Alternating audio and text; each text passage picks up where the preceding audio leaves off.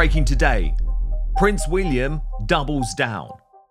According to multiple sources, it's now a matter of when, not if, he strips Prince Harry and Meghan Markle of their royal titles. The date is the 12th of February, 2026, and the morning mist hanging over London has been pierced by a statement so cold, so clinically precise, and so devastating in its implications that it has sent a collective shiver through the global establishment. At precisely 9:07 GMT, Buckingham Palace issued a communique that did not merely break the news cycle, it effectively broke the fragile, superficial peace that had settled over the House of Windsor. The statement, formal yet undeniably pointed, confirmed that William, Prince of Wales, acting with the full authority of the Crown and the backing of the Privy Council, had officially refused to validate the private DNA profiling report submitted by Prince Harry, Duke of Sussex. This report was intended to be the ultimate peace offering, the forensic proof that Prince Archie of Sussex is biologically Harry's son and therefore eligible for reinstatement in the royal household register. But instead of an olive branch, the report became the catalyst for an institutional blockade that has frozen the line of succession in a way not seen since the abdication crisis of 1936. The message from the royal household was not a simple rejection of paperwork. It was a declaration of constitutional law. Prince William effectively stated that no child, not even one claiming royal descent, would be granted reintegration into the order of succession without forensic verification conducted under the strict jurisdiction of the sovereign. In short, William wants a second opinion. And he does not want it from a private clinic in California. He wants it from the monarchy's own intelligence apparatus. The royal family is at war with itself again. But this time the battlefield is not the media, nor is it the court of public opinion. It is biological legitimacy. The stakes are nothing less than the legitimacy of two royal children, the reputations of two princes, and the future of the monarchy's unbroken bloodline. The question hanging over London, whispered in the clubs of St. James's and the corridors of Westminster, is hauntingly simple yet legally complex. He is your son, Harry, but is he ours? To understand how we arrived at this precipice, we must look at the legal dossier that started it all. Late last week, Prince Harry's legal team submitted a detailed file to Clarence House. It was reportedly 72 pages long, a comprehensive attempt to force the palace's hand and demand the restoration of RAVIP, Royal and VIP Executive Committee security status for his children. It included a paternity test from a California lab confirming Harry's paternity, a sworn affidavit from Meghan, Duchess of Sussex, detailing her pregnancy timeline from 2018 to 2019, obstetric ultrasonography records from a private physician based in Beverly Hills, and a notarized statement from a Portland hospital staff member. The purpose was clear: to reestablish Archie and Lilibet as formal members of the royal family, clearing the path for their restoration within the royal lineage and privileges. But the response from the Prince of Wales was not merely firm, it was coldly forensic. According to multiple sources within the palace, William immediately reconvened the Sovereign Succession Security Council, a previously dormant advisory group made up of legal, intelligence, and Royal Archives officials tasked with verifying lineage integrity. Within hours, William's office issued a royal freeze on Archie's integration attempt, citing significant irregularities. Palace aides have since leaked the existence of an internal memo now known as the Bloodline Files. These are the red flags William and his advisors say have never been answered, and they paint a picture of a deception so vast it threatens the very foundation of the monarchy. The first irregularity noted in the files concerned the visual forensics of the pregnancy itself. The palace's media forensics team has analyzed multiple images of Meghan from early 2019. They focused specifically on a series of photographs taken on the 5th of March 2019. In the morning photos, the gestational abdomen appeared voluminous, taut, and low-set. Yet, in photos taken just hours later at a different event, the midsection appeared noticeably smaller, with wrinkling suggestive of synthetic material rather than human tissue. A private visual reconstruction analyzed under 3D depth mapping concluded that no organic pregnancy could present such a change in mass and curvature in a 6-hour interval. This finding fueled the years-old speculation that a prosthetic appliance, colloquially known as a moon bump, may have been used to conceal the reality of the pregnancy. The second point of contention is the absence of medical verification. Unlike the royal births for William and Catherine, Princess of Wales's children, there is no signed confirmation from the surgeon gynecologist to the royal household, such as Sir Marcus Setchell or Dr. Guy Thorpe Beeston, regarding Meghan's labor or delivery. These doctors were notably absent from the birth of Archie. Furthermore, no hospital discharge records have ever been filed with the General Register Office. In the eyes of the institution, a birth that is not witnessed by the Crown's doctors is a procedural breach of royal protocol. Then there is the matter of the birth certificate. Archie's birth certificate was amended nearly a month after issuance, a move that William has called unprecedented. The change saw Rachel Meghan Markle replaced with Her Royal Highness, the Duchess of Sussex, in the mother's name field. While Meghan's camp claimed at the time that this change was directed by the palace, William's team has noted that Catherine's full legal name remains unchanged on all 3 of her children's certificates. This discrepancy suggests a manipulation of the official record. Perhaps the most damning piece of evidence in the bloodline files comes from the financial sector. A classified audit by former MI6 cyber cryptologists, now contracted under the palace's custodian unit, discovered a transaction that changes the entire narrative.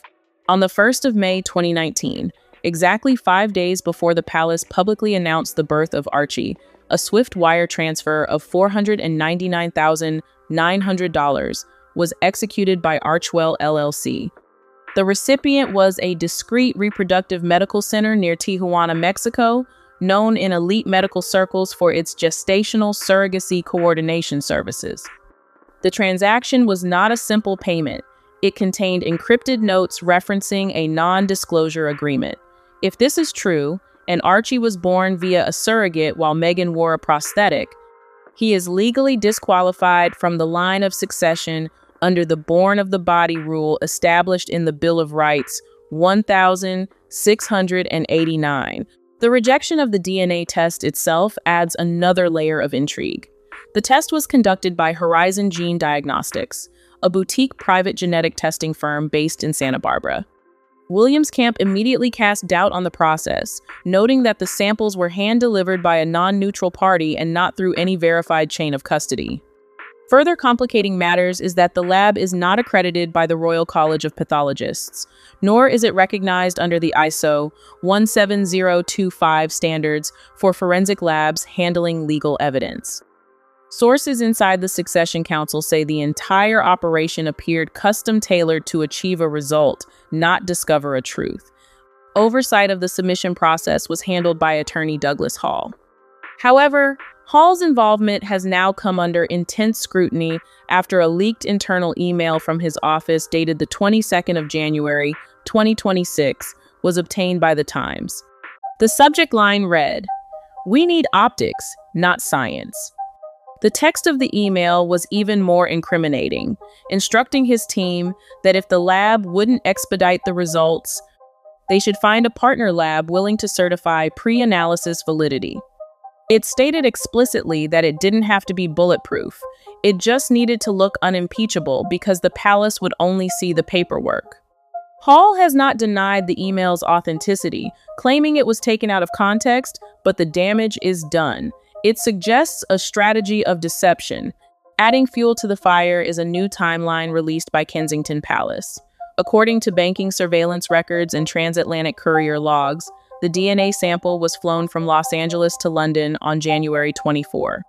However, an identical sample was also sent to a second lab in Zurich, one which never received payment and therefore never ran the analysis. Palace investigators say this indicates a pre-planned fallback option, suggesting that the Sussex team anticipated possible rejection from UK authorities and sought to build parallel proof trails to confuse the issue. Even more damning, the Zurich lab's internal system shows the sample marked practice use only, meaning no official chain of custody was established there either.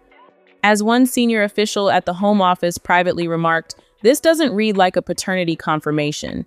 It reads like the climax of a Netflix documentary designed to mislead the public." In response to these findings, Prince William took the extraordinary step of activating the Royal Commission for Lineal Ethics and Continuity, RLEC. Established under Royal Charter in 1975, but never before activated in public view, this body has largely operated behind the scenes as a failsafe for the monarchy. Now, for the first time in living memory, its panel of 7 is convening in full. The commission includes 2 senior lords from the House of Lords Ethics Committee, a retired Privy Council judge, the royal archivist, a constitutional historian from Oxford University, the Archbishop of Canterbury's legal representative, and 1 former intelligence officer whose name remains withheld. Their task is to determine whether the lineage of Archie and Lilibet meets the minimum standard of legal, moral, and ceremonial legitimacy required to retain or restore standing within the royal household. This isn't just about DNA. This is about trust, tradition, and the continuity of the monarchy. Sources say the RLEC has already requested access to all versions of birth certificates, travel logs of Meghan Markle in the year prior to both births, surveillance records around Frogmore Cottage, and redacted copies of Archewell financial transfers. If the RLEC concludes that the children's births were not consistent with the standards set by succession laws, the fallout will be seismic. Archie and Lilibet would be permanently removed from the register. Any title claims, even honorary ones, would be legally extinguished. Future state visits, jubilee rolls, or ceremonial inclusion would be barred. More incendiary than titles, however, is the looming specter of the estate of Diana, Princess of Wales. By provisions in her updated 1996 will, her estate is to be divided equally between her sons and eventually their legitimate descendants. But with Archie and Lilibet's legitimacy now suspended, questions have surfaced regarding access to their share of the discretionary trust, estimated at over £22 million. Multiple sources confirm that Prince William has quietly consulted with the trustees, raising the possibility of placing the Sussex children's allocation in escrow until the RLEC ruling is finalized. This move would effectively cut off immediate financial access, especially as Harry is believed to have been relying on the trust to support his children amid the collapse of the Archewell brand. In private, Harry has described this move as a betrayal not just of him, but of his mother. He reportedly told a friend that Diana would never have let bloodline paranoia override her love for her grandchildren. Yet, palace advisors argue that it is precisely because of Diana's legacy that the matter must be addressed seriously. This is not a matter of sentiment. It is a matter of fiduciary responsibility.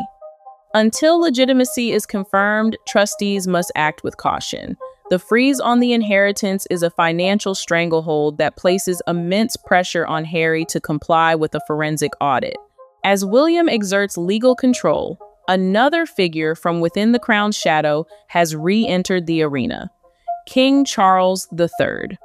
According to high-level palace sources, a sealed private memo written by Charles in December 2025, weeks before his recent health evaluation, has now been unsealed at William's request.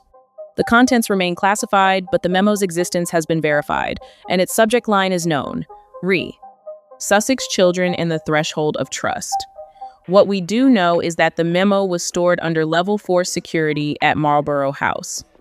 It was written after Charles received a confidential briefing from the Princess Royal regarding inconsistencies in Archie's timeline.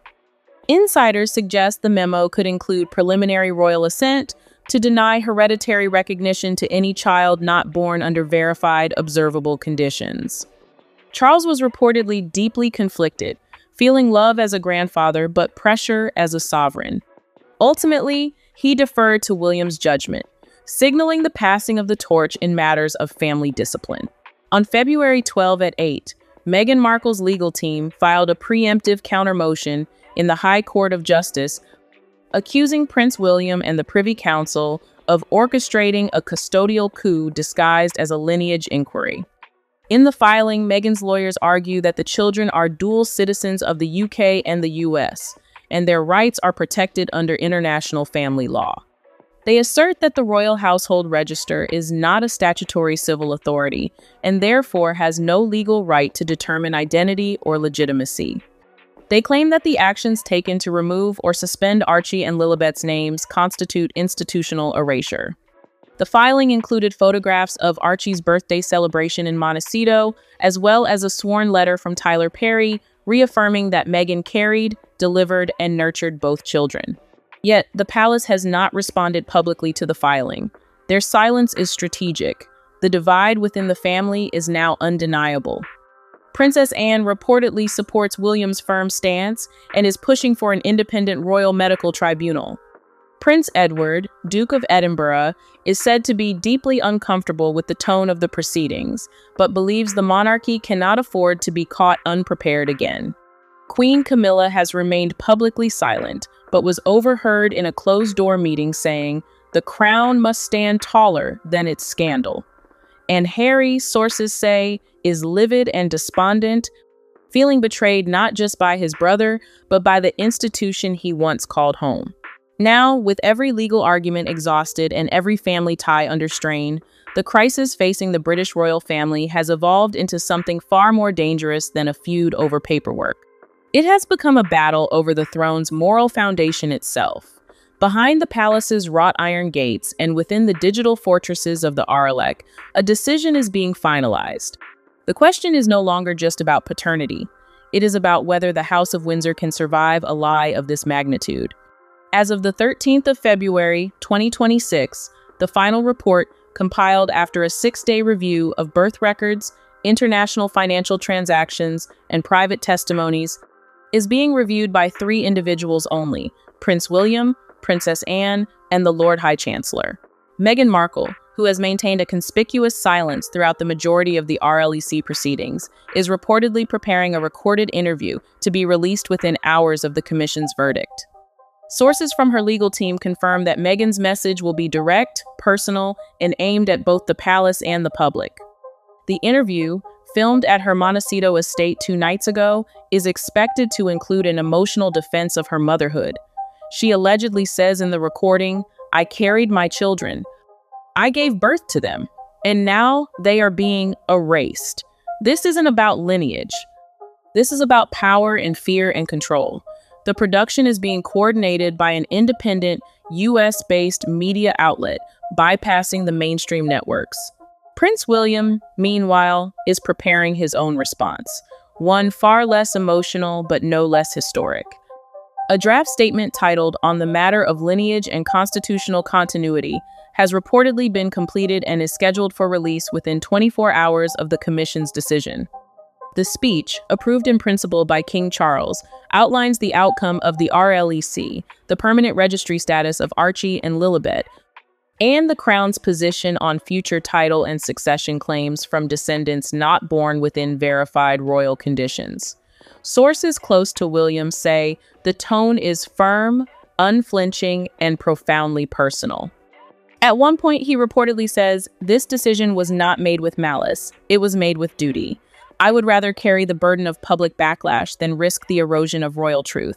Adding to the mystery is a final twist that has the press pack scrambling. A sealed travel manifest leaked by Heathrow customs officials lists a private jet scheduled to land on the morning of the 14th of February 2026.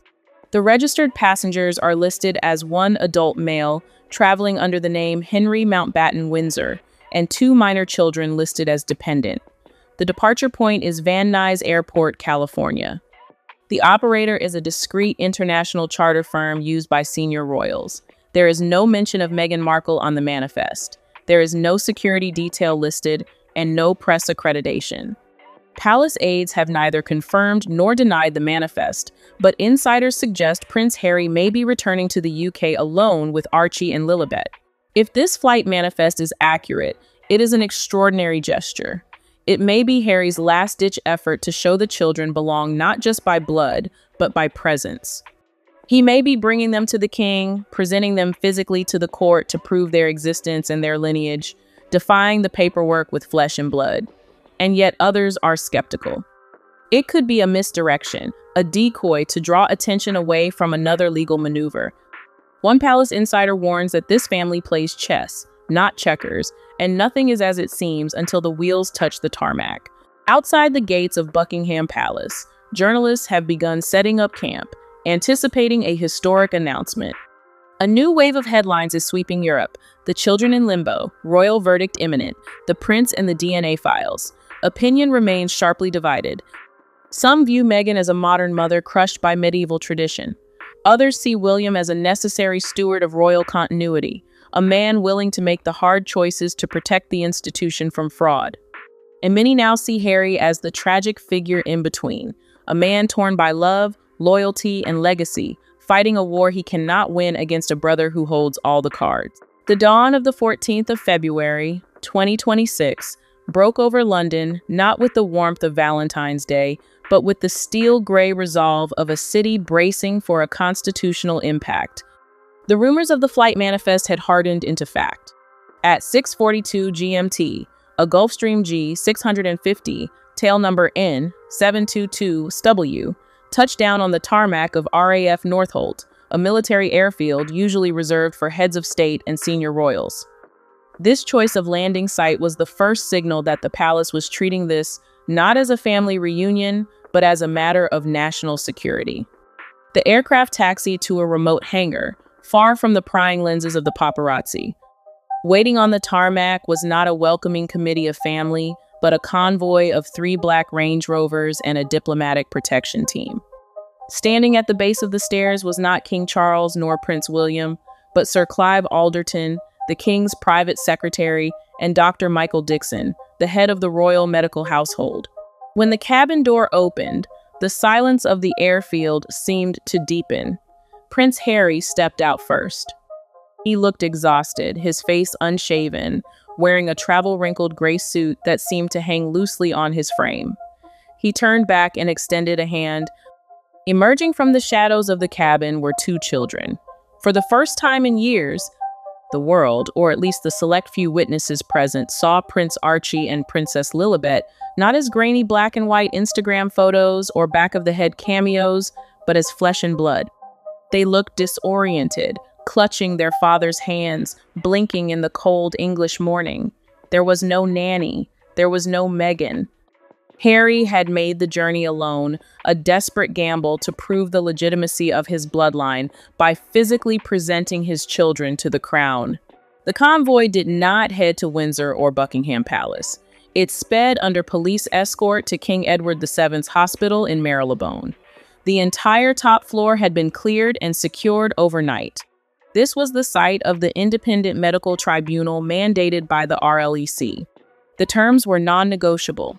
Independent DNA samples would be collected by Crown-appointed geneticists, witnessed by a High Court judge, and analyzed by the forensic laboratory of the Ministry of Defense.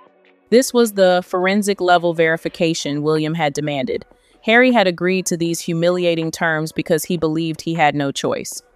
He believed that the science would vindicate him and silence the bloodline files forever. He believed that once the blood was drawn, the questions would stop. While Harry and the children were sequestered in the hospital, the media war that Meghan Markle had prepared was unleashed with devastating timing.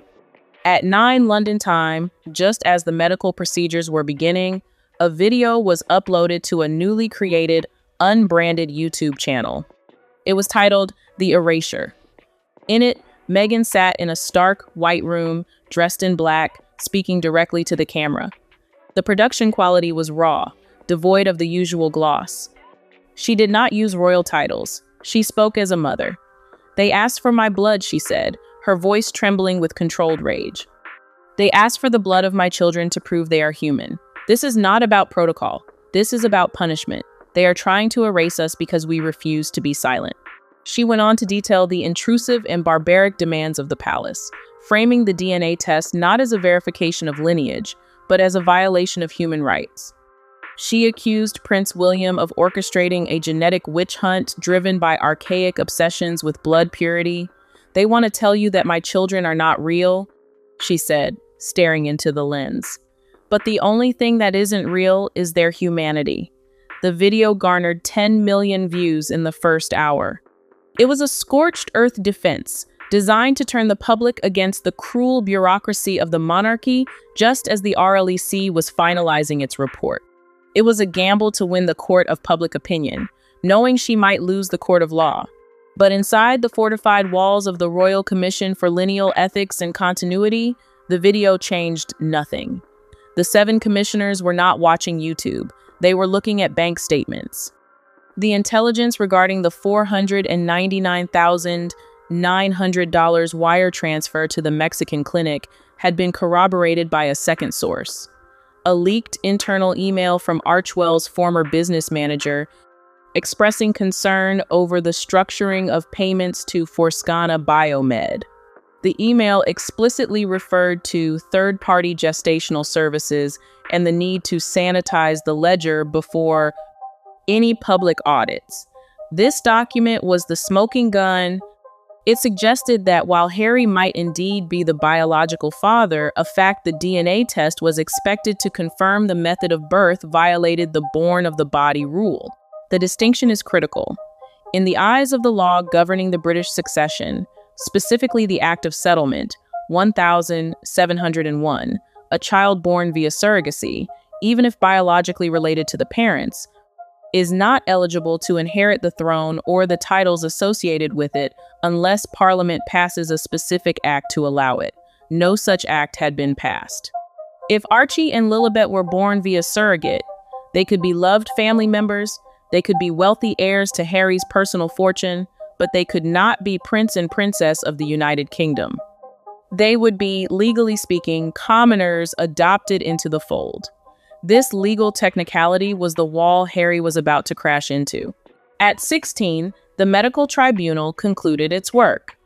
Harry and the children were transported to a secure safe house on the Windsor estate, not Frogmore Cottage, which was empty but barred to him, but a smaller guest lodge usually used by security detail.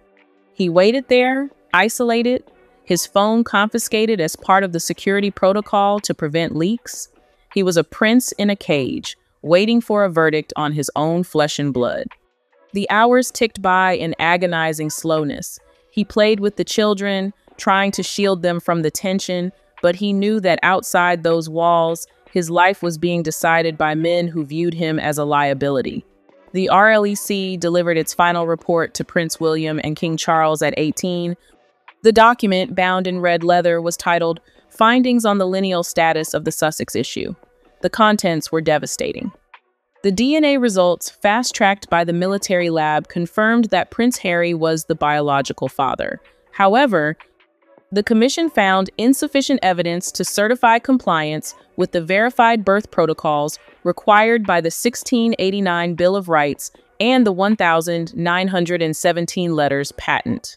The report cited the missing doctors' signatures, the altered birth certificates, and the incontrovertible financial evidence of surrogacy payments as grounds to declare the children's status constitutionally invalid. The verdict was not that the children didn't exist or that they weren't Harry's. The verdict was that they were not born of the body of the wife of a prince in a manner recognized by the crown. It was a technical, legalistic ruling with nuclear consequences. It meant that Archie and Lilibet were effectively illegitimate for the purposes of the monarchy. They were Harry's children, but they were not the king's heirs. Prince William, as the driving force behind the investigation, reportedly urged immediate publication of the findings. He argued that the truth, however painful, was the only way to protect the integrity of the line of succession. He wanted the titles stripped immediately and the line of succession updated to remove them. King Charles, however, hesitated. Holding the report that delegitimized his own grandchildren, the king looked for a middle ground. He feared that stripping the titles publicly would look like vengeance rather than justice. He feared the racial optics Meghan had already weaponized in her video. He was torn between his duty as sovereign and his failure as a father. The compromise that was reached and communicated to Harry late that evening via a handwritten note from his father was a masterclass in royal brutality. The palace would not publicly announce the surrogacy. They would not release the bloodline files to the press. Instead, they would issue a letters patent of abeyance, This decree would state that the titles of prince and princess for the Sussex children were suspended pending further review, and that they would be removed from the active list of the line of succession until such time as the necessary constitutional criteria are met. Criteria the palace knew could never be met. It was a soft expulsion, a pocket veto on their royal existence. Harry was told that he could keep the children in the UK if he wished, but they would be private citizens. No HRH, no security. No access to the Diana Trust funds, which are reserved for royal heirs. If he returned them to America, the suspension would become permanent. He was given a choice: raise them as private citizens in Britain, protected by the silence of the family, or raise them as content fodder in America, stripped of their royal heritage. It was a checkmate. Harry's reaction, according to sources within the lodge, was one of total collapse. He had flown halfway around the world to prove his children were real, only to be told that their reality didn't matter because their paperwork was flawed. He realized that he had been outmaneuvered. William hadn't questioned their DNA to be mean. He had questioned their birth to enforce the law. Harry had played an emotional card in a constitutional game. He had brought a knife to a nuclear fight. As night fell on February 14, Harry sat in the small living room of the guest lodge, his sleeping children in the next room. He held the king's note in one hand and his wedding ring in the other. He knew that Meghan would never accept the private citizen deal. She needed the titles for the brand. She needed the royal connection for the business. If he accepted the king's terms, he would lose his wife. If he rejected them, he would lose his family forever. The bloodline files had proven that the truth is not always a shield. Sometimes it is a sword. And as Harry looked out at the dark silhouette of Windsor Castle, he realized the sword had fallen, severing the last tie that bound him to the life he was born to live. The verdict was in. His children were his, but they would never be theirs. The House of Windsor had closed its ranks, and Harry was on the outside, holding the evidence of his own exile. The monarchy had protected itself by sacrificing the son, and in the silence of that realization, Harry understood that some lines, once crossed, can never be uncrossed.